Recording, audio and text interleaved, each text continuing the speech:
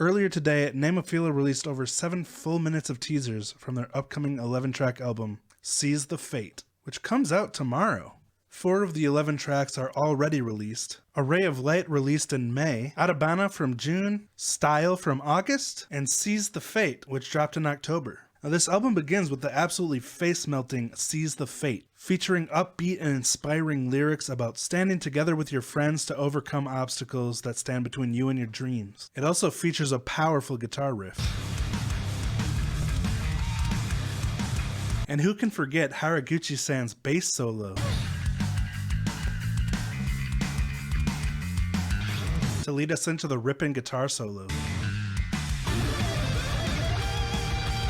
Now, track 2, called N10, had a surprising feature of some traditional Japanese elements. Something that sounds like a shamisen and koto.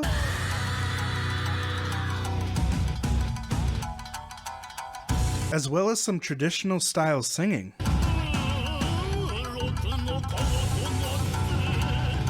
I don't think that's Mayu. Of course, this is also blended with NEMOPHILA's signature brand of smooth and fluffy metalcore. The third track, Zen, features a more mid-tempo feel, with a dark, pulsating guitar riff, sprinkled with deep pinch harmonics,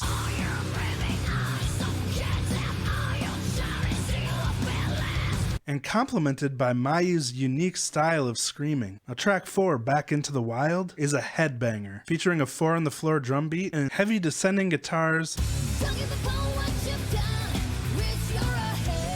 and anthemic gang vocals that will get us all involved when we see them play live.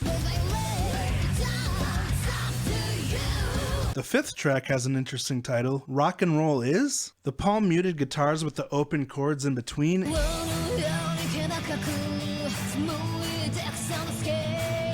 give it an interesting dynamic in this sample teaser. Then the headbanging chorus features some really interesting rhythmic guitars,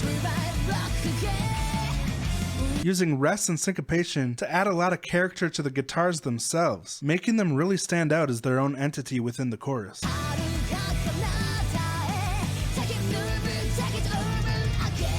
And whatever Maya is saying at the end of the chorus here, I just love the way it sounds. Track 6 is Style, my personal favorite of the singles already released on this album. I do like the weirdest stuff I hear, and this track shocked me with how different the sound is. Again, it features traditional Japanese instruments,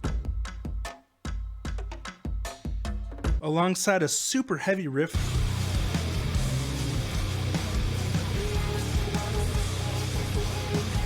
that uses slides and dissonance to juxtapose the light and airy verses. It's quite easy, simple.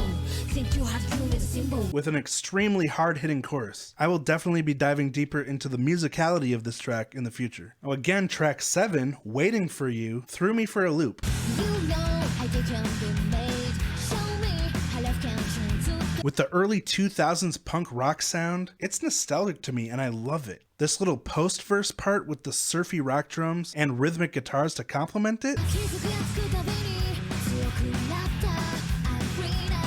Then the fun and upbeat chorus.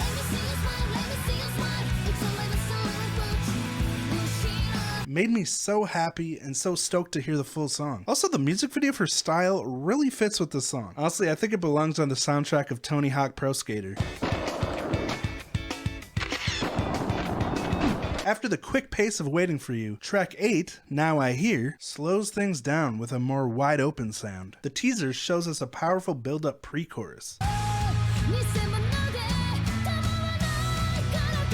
with Maya's vocals increasing in intensity, complemented by the music. Then a really powerful sounding chorus,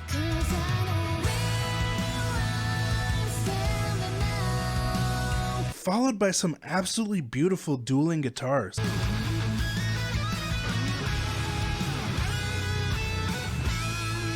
The first taste of guitar solos that we haven't heard yet.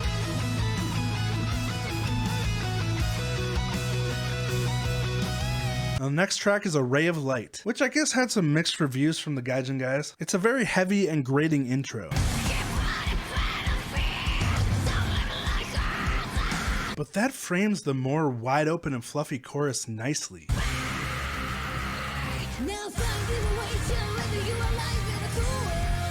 Then it resolves into such a nice post-chorus guitar lead.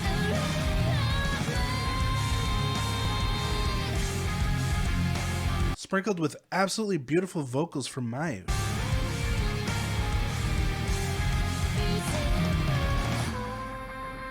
Then it drops into a mind-blowing dueling guitar section.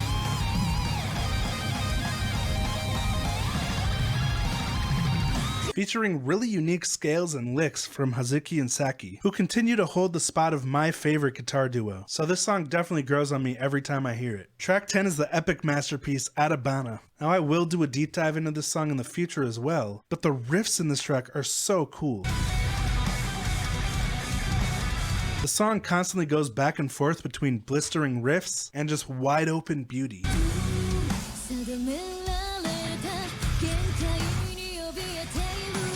creating a really nice dynamic. And of course, this song features another inspirational message about not being discouraged by what others think or by your perceived failures, like how I just pronounced failures, but continuing to be yourself and do your best. This is my second favorite track off the album currently. Now, it's definitely subject to change this week with the full album released. But finally, we come to the 11th track, Soaring, to be continued, to wrap up the album.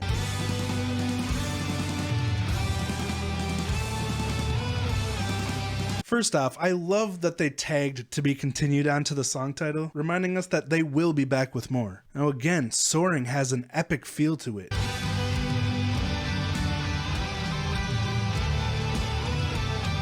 Like you're literally soaring. But the obvious influence in this track to me is My Chemical Romance's Welcome to the Black Parade.